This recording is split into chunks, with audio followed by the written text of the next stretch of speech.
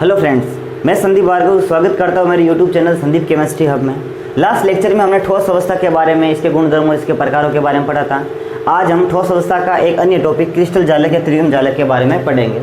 सबसे पहले मैं इसकी डेफिनेशन लिख देता हूँ कि किसी क्रिस्टलीय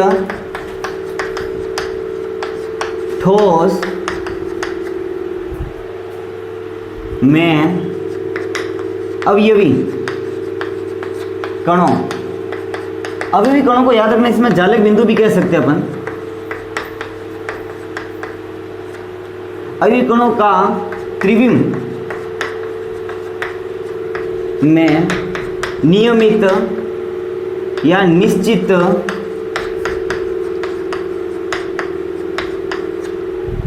व्यवस्था त्रिविम जालक या क्रिस्टलीय जालक कहलाती है। स्पेस लैटिस या क्रिस्टल लैटिस, बेसिकली ये तीन प्रकार का होता है। अब इसके प्रकार देखते हैं हम। इसमें नंबर फर्स्ट है एक विमीय क्रिस्टल जालक या त्रिविम जालक। जब अवयवी कणों का सीधी रेखा में निश्चित दूरी पर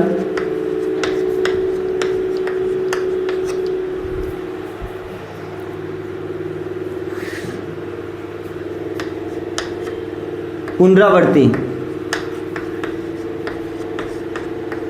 होती हैं तो इसे एक विमीय क्रिस्टल जालक कहते हैं। देखो, जैसे ये एक अवयवी कण या जालक बिंदु है, ये इसकी फिक्स डिस्टेंस, यहाँ पे एक अन्य अवयवी कण या जालक बिंदु है, वापस फिक्स डिस्टेंस, अन्य अवयवी कण और जालक बिंदु है ये। तो ये जो डिस्टेंस माना कि ये डिस्टेंस सेम है, ठीक है, और इसको मैंने ए से डिनोट कर दिया। अब इसका दूसरा प्रकार द्विविमीय क्रिस्टल जालक। जब अवयवी कणों का किसी तल में पुनरावृत्ति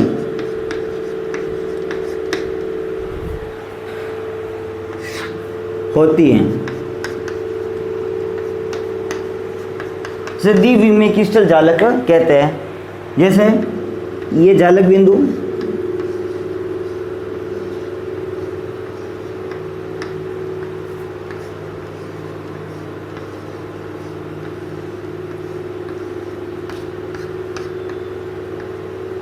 इसमें दो बीम है, एक तो ये ए मान लिया मैंने और ये बी। जल्दी से आप इसके स्क्रीनशॉट ले लीजिए। अब तीसरा त्रिविमीय क्रिस्टल जालक।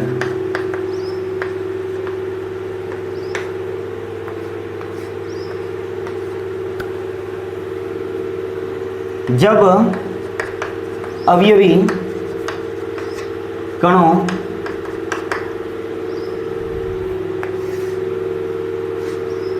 का त्रिविम में पुनरावृत्ति होती है तो उसे त्रिविम क्रिस्टल जालक कहते हैं। अब जो इसकी एक्चुअली जो संरचना है वो आप देखना है, थोड़ी टफ है लेकिन इजीली आप समझ जाओगे। देखना जरूर इसे ध्यान लगाकर। सबसे पहले मैं क्यूब बनाता हूं यहां पर, ठीक है।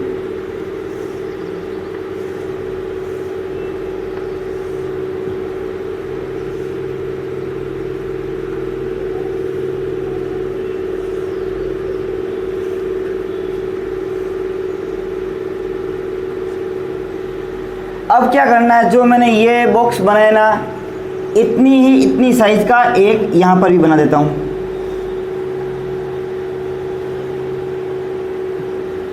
उसी प्रकार जो मैंने ये बॉक्स बनाए ना, उतनी साइज का यहाँ से बना देता हूँ।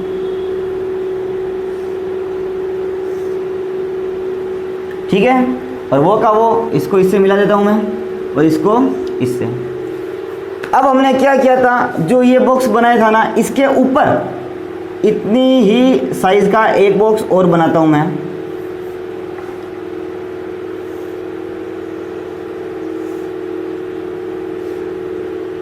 और जो फिर ये बॉक्स बनाया था, इतनी ही साइज का एक बॉक्स इसके ऊपर ही बना देता हूँ मैं।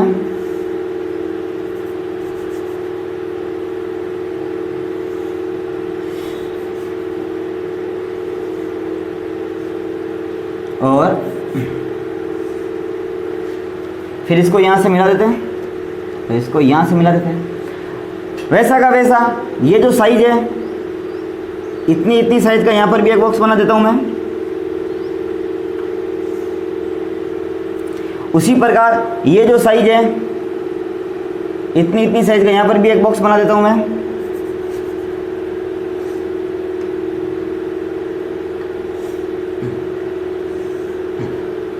और इसको इससे मिला देता हूँ।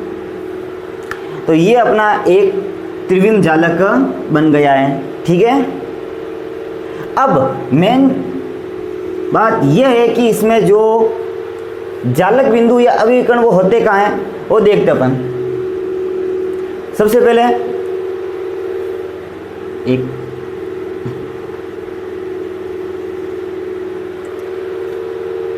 जो ये घन बना है, क्यूब बना है, इसके जो कोने होते हैं ना, बेसिकली वहां पर ही ये पाए जाते हैं अभिकर्ण। एक चीज और, इसको अपन थोड़ा 3D में और करते हैं, तो यहां से देखना है, यहां से। ठीक है, फिर इसको यहां तक,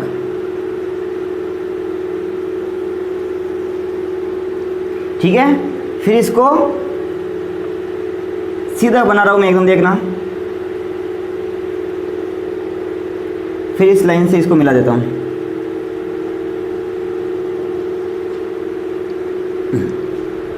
ठीक है, ये बन गया अपना एक क्रिस्टलीय जालक का त्रिविम शेप। अब यहां पर अपन जालक बिंदु को डिनोट कर देते हैं।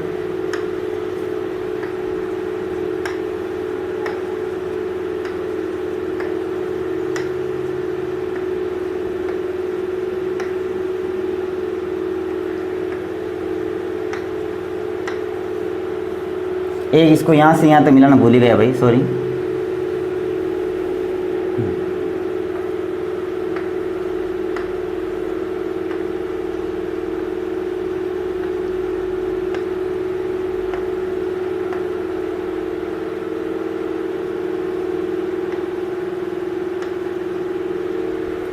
और एक अपन इन तीनों को मिला देते हैं यहाँ से। ठीक है, ये अपना बन गया क्रिस्टल जालक। अगर आपको ये बनाना नहीं आता तो एक बार वीडियो को पॉज करते करते देखना, जरूर आपको समझ में ये आ जाएगा। तो ये अपना क्रिस्टल जालक यहाँ पर हो गया ख़त्म। और क्रिस्टल जालक की कुछ गुणधर्म है, कुछ विशेषता अपन वो देख लेते हैं कि इसके कुछ गुणधर्म होते हैं क्रिस्टल जालक के या त्रिविम जालक के। इसमें नंबर फर्स्ट अगर अपन बात करें तो जालक बिंदु, जो जालक बिंदु होते हैं, जालक बिंदु जालक स्थल भी कहलाते हैं, जालक स्थल कहलाते हैं। दूसरी विशेषता या दूसरा गुणधर्म कि जालक बिंदु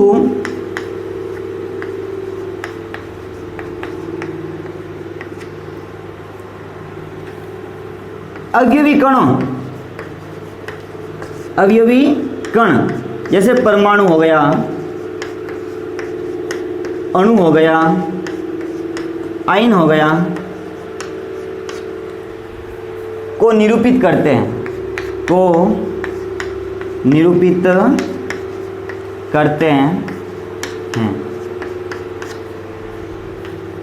तीसरी विशेषता कि जालक बिंदुओं को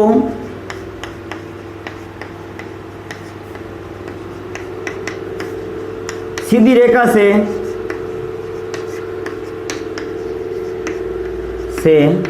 मिलाने पर यह क्रिस्टल की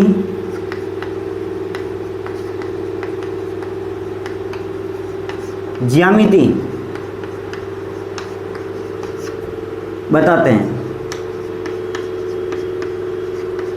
ज्यामिति बताते हैं। जैसे भाई हमने ये देख लो, ये क्रिस्टल, ये जालक बिंदु इनको मिलाया तो एक प्रकार की ज्यामिति, एक प्रकार की इसकी संरचना बनी है ना। तो जल्दी से आप इसके स्क्रीनशॉट ले लीजिए। चलिए अब हम एक अन्य टॉपिक, एकक कोष्ठिका, एकक कोष्ठिका या मात्रक कोष्ठिका, यूनिट सेल, इसके बारे में पढ़ते हैं। एक्चुअली ये क्या होती है?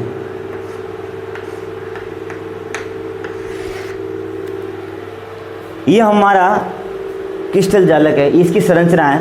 तो इस संरचना की छोटी से छोटी इकाई, इस संरचना की छोटी से छोटी इकाई जो अलग अलग दिशाओं में समान रूप से दोहराए जाने पर पुनः क्रिस्टल संरचना को ये उत्पन्न करती है, ये वो कहलाता है अपना एकक कोष्ठिका या मात्रक कोष्ठिका।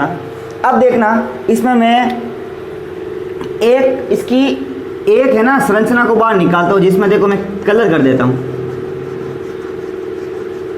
देख लेना, आप समझ लेना इसमें।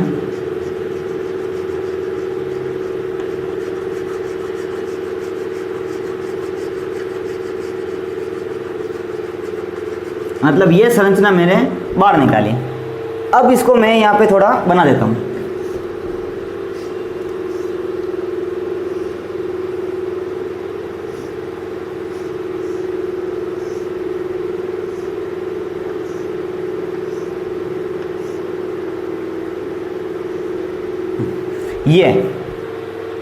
तो ये अपने एक प्रकार का क्यूब या घन बन गया। सबसे पहले तो अपन इसकी कुछ विशेषता देखते हैं।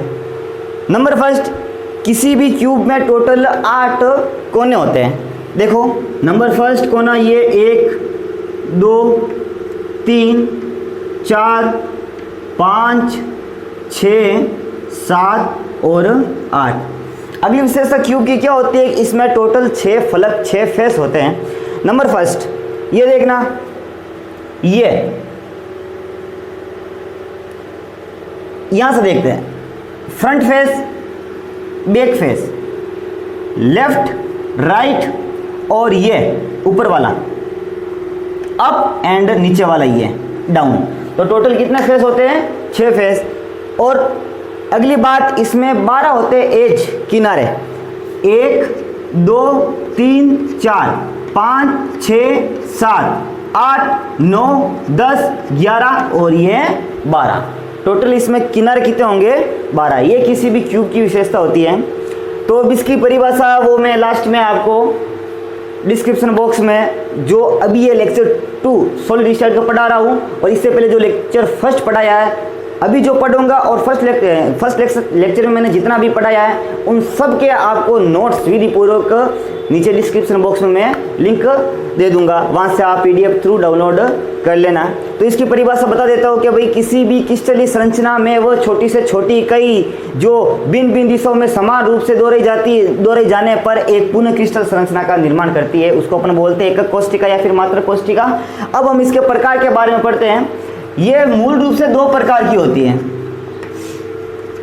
नंबर फर्स्ट, सरल या फिर आद्य एकक कोष्ठिका, सिंपल क्यूबिक सेल या यूनिट सेल। दूसरा, केंद्रित एकक कोष्ठिका,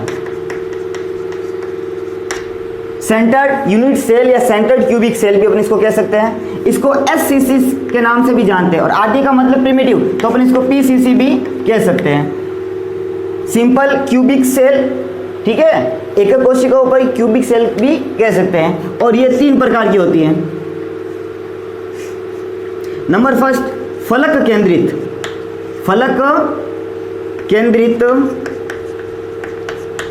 एकक कोष्ठिका, जिसको अपन FCC कहते हैं।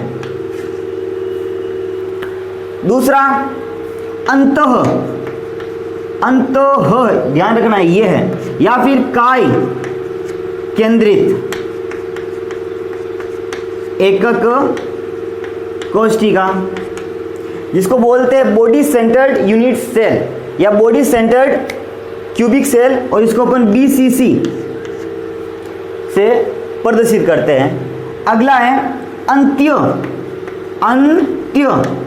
या फिर आधार केंद्रित एकक कोशिका, और इसको एंड या बेस सेंटर यूनिट सेल कहते हैं। इसको अपन ECC से भी डिनोट कर सकते हैं। अब सरल या आद्य एकक कोशिका होती क्या है? इसमें क्या होता है कि मैंने ये बना दिया एक क्यूब, देखना आप,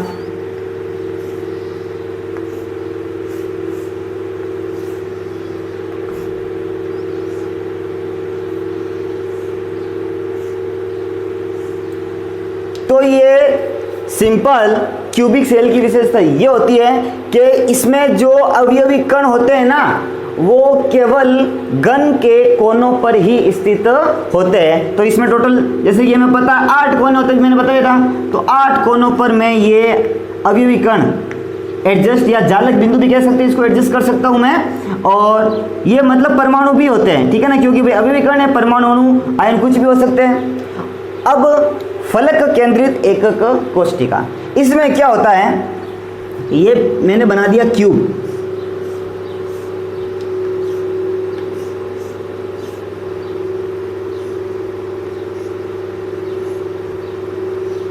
हमने पढ़ा अभी सरल के अंदर कि इसमें जो अवयवी कण होते हैं वो केवल घन के कोनों पर स्थित होते हैं, लेकिन फलक केंद्रित एकक कोशिका में क्या होगा, अवयवी कण घन के कोनों के अलावा जो इसमें 6 फलक होते हैं उस पर भी स्थित होंगे। जैसे पहले तो मैं यहाँ पर कोनों पर एडजस्ट कर देता हूँ, 1 2 3 4 5 6 7 8। अब फलक कितना होंगे, 6 होंगे। सबसे पहले बैक, और ये सामने वाला front, left right up down, ये हो गए 6 फलक। अब दूसरा इसका पार्ट के अंतः या फिर काय केंद्रित एकक कोशिका, बॉडी सेंटर्ड क्यूबिक सेल, इसमें क्या होता है देखो, पहले घन बना देता हूं मैं,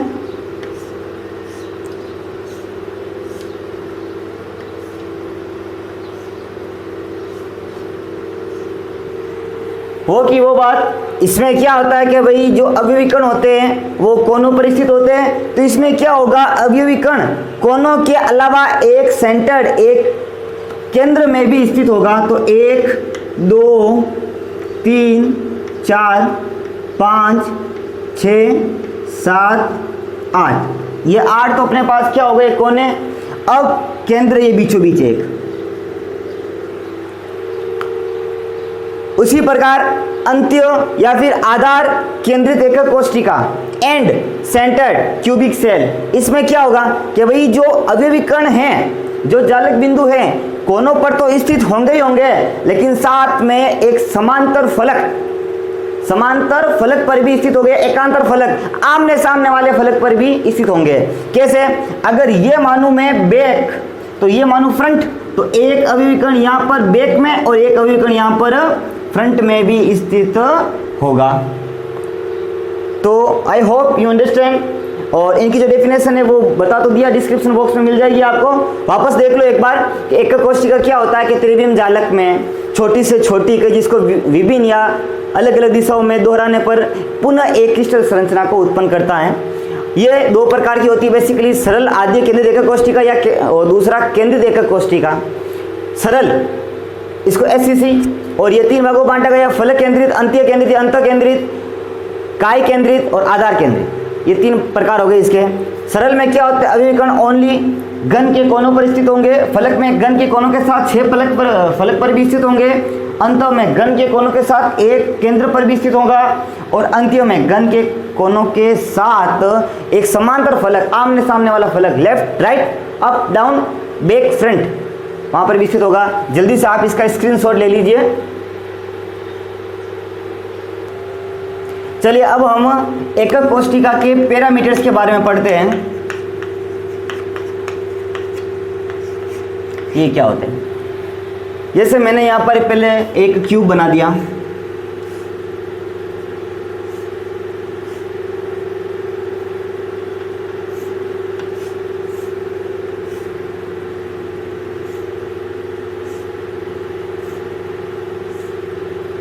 अब हमको पता है कि एक तो ये भाई त्रिविमीय मतलब विमा कितनी होती है, इसमें 3 होगी, एक ये दूसरी और ये तीसरी, ये फर्स्ट सेकेंड एंड थर्ड। अगर मैं इसको x अक्ष पर मानूं, इसको y और इसको z अक्ष पर मानूं, तो देखो ये इस विमा के किनारे की ये जो लंबाई है इसको मैंने मान लिया a।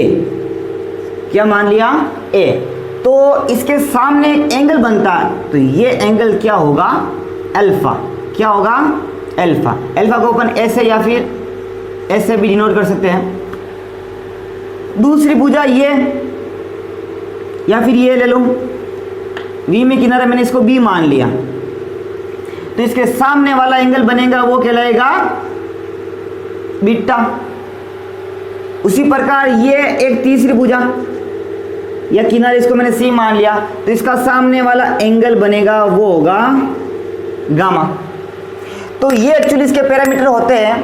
नंबर फर्स्ट के जो इसकी क्यूब की जो विमा या फिर जो किनारे की जो भुजा होती है इसको a, b या c से डिनोट करते हैं, जो कि एक दूसरे के लंबवत हो भी सकती है या नहीं भी हो सकती है, याद रखना। दूसरा, इन भुजाओं के मध्य बनने वाले जो एंगल जो कोण होते हैं इनको अल्फा, बीटा तथा गामा से प्रदर्शित करते हैं, जो कि 90 डिग्री से कम, 120 डिग्री, 120 डिग्री से अधिक, उससे भी कम कितने भी हो सकते हैं। तो इसके पैरामीटर्स की बात करें तो इसमें टोटल पैरामीटर्स कितने हुए भाई? ध्यानपूर्वक देखें तो इसमें टोटल पैरामीटर्स हुए 6। 3 तो भुजा और 3 एंगल। तो कहने का मतलब है एकक कोष्ठिका में पैरामीटर्स की संख्या कितनी होती है? 6 होती है।